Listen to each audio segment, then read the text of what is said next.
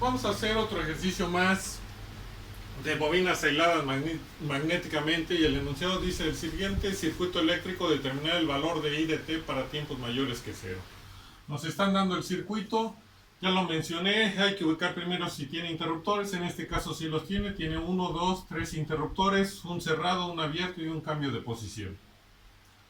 Como tiene interruptores, entonces empezamos a analizar el circuito en tiempos menores que cero para determinar el valor de las condiciones iniciales.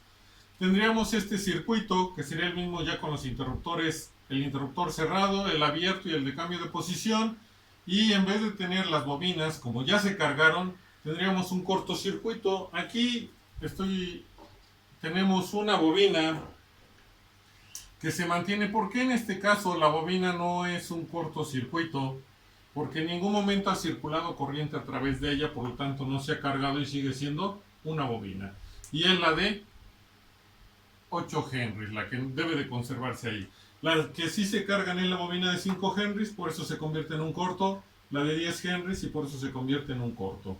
Detalle, en este caso no vamos a tener manera de determinar cuál es la corriente que circula en la bobina de 5 Henry y la de 10 Henry, porque tengo un corto en paralelo a otro corto, y si nos fuéramos al efecto único de que predomina el corto, bueno, pero los dos tienen la misma impedancia que es cero, entonces ¿cómo se va a distribuir la corriente? Cada vez que tengamos ese problema, lo mismo que sucedió con los capacitores, vamos a aplicar el teorema del valor final. Entonces en este caso se va a emplear el teorema del valor final para calcular la condición inicial que requerimos. Si observamos el circuito, cuando se hagan cambios de interruptores, este interruptor se cierra, este interruptor se abra y este cambia la posición 2, la variable que nos están pidiendo va a contener a la bobina de 10 Henry y la bobina de 8 Henry. ¿Qué significa? Que la de 5 Henry no nos va a importar cuando estemos trabajando en tiempos mayores que cero. Aunque se produce un transitorio para el resultado que nos piden, no interviene. Por lo tanto, no vamos a calcular esa condición inicial.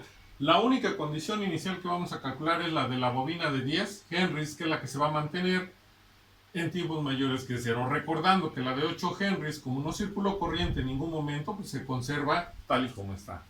Entonces, transformando el circuito el dominio de Laplace con la parte únicamente que vamos a usar, que serían esta de aquí, todo lo demás no tiene ningún cambio, y en vez de tener las dos bobinas o los dos cortos en paralelo, vamos a tener a las dos bobinas.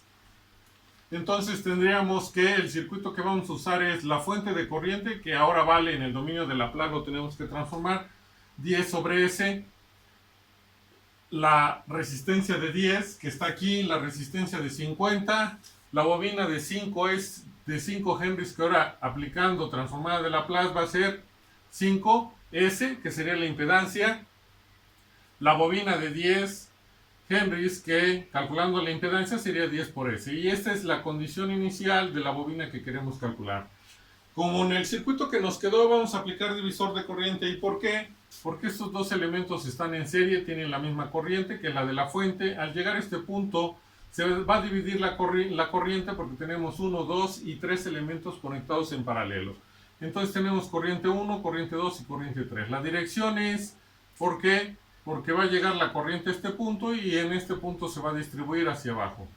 Y entonces se puede ver que en el circuito la condición inicial de la bobina va a ser igual a la corriente 3, llevan la misma dirección, se queda positiva. Aplicamos divisor de corriente, ya saben que es una división y en el numerador siempre va el valor de la fuente, que es 10 sobre S. En este caso, como tengo más de dos impedancias, tengo 3, voy a aplicar el otro divisor de corriente, que es el general, que es por la fuente por la impedancia total. Y la impedancia total, cuando tenemos impedancias conectadas en paralelo, es el inverso de la suma de los inversos. Y entre la impedancia de la bobina en la cual queremos conocer, o no de la bobina, entre la impedancia en la cual queremos conocer la corriente. En este caso, pues es la bobina de 10S. Haciendo operaciones del álgebra, máximo común divisor, haciendo proceso matemático, sacando el inverso, tenemos que nos va a quedar 10S, que es el valor de la fuente, por la impedancia total que va a ser ahora 2500S sobre 50S más 750. Una S que está multiplicando se va a eliminar con una S que está dividiendo, Seguimos haciendo procesos, es decir, quedaría 10 por 2500, pero tenemos aquí otra división de 10S, que significa que este 10 con este 10 se van a eliminar y nos va a quedar entonces la condición inicial de la bobina, que sería la corriente 3, va a ser 2500 sobre S que multiplica 50S más 750. Recuerden que cada vez que aplicamos el teorema del valor final no vamos a hacer otra operación. Lo único que nos interesaría sería factorizar una S. ¿Por qué? Porque ahorita vamos a ver el proceso. Tenemos que la corriente de la bobina en tiempos menores que 0, aplicando el teorema del valor final, va a ser igual al límite cuando S tiende a 0 de S que multiplica la función que encontramos. Y por eso es que interesa factorizar una S, porque si no podemos eliminar esta S que está multiplicando con una S que esté dividiendo, el valor sería 0, porque multiplicaríamos 0 por cualquier cantidad nos va a dar 0.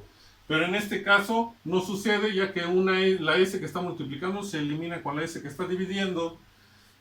50 por S nos da 0, y entonces tendremos 2500 entre 750, nos daría 3.33333 amperes. Y con eso estaríamos determinando la condición inicial de la bobina. Ahora, recomendación: no utilicen siempre el teorema del valor final. Utilicen el teorema del valor final únicamente cuando para el cálculo de la condición inicial sea difícil determinar su valor. Si no, seguimos usando el cortocircuito y el circuito abierto para el capacitor. Y si recuerdan el ejercicio del capacitor y observan ahora el ejercicio de la bobina, vamos a aplicar, o se va a tener que aplicar, el teorema del valor final cuando se tengan dos capacitores o más conectados en serie y se requiera la condición inicial de un capacitor de esos que están conectados en serie. Y para las bobinas se va a aplicar el teorema del valor final cuando se tengan dos bobinas o más conectadas en paralelo y necesitemos la condición inicial de una de las bobinas que están conectadas en paralelo. Recuerden que aquí no hay acoplamientos magnéticos, estamos hablando de bobinas aisladas magnéticamente. Y entonces, una vez que ya calculamos la condición inicial de la bobina que necesitábamos para poder trabajar en tiempos mayores o iguales que 0, entonces ya dejamos de trabajar en tiempos menores y seguimos con el proceso.